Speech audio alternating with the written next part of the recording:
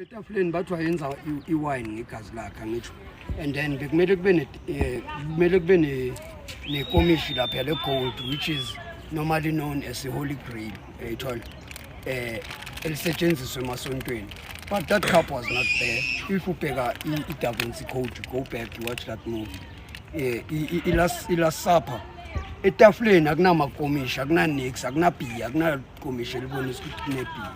Yabona, but then kukhulunywa ngezinto. The Holy Grail specifically talks about the woman's private part. Yeah, that's where the Holy Grail is. So uJesu akabuyi.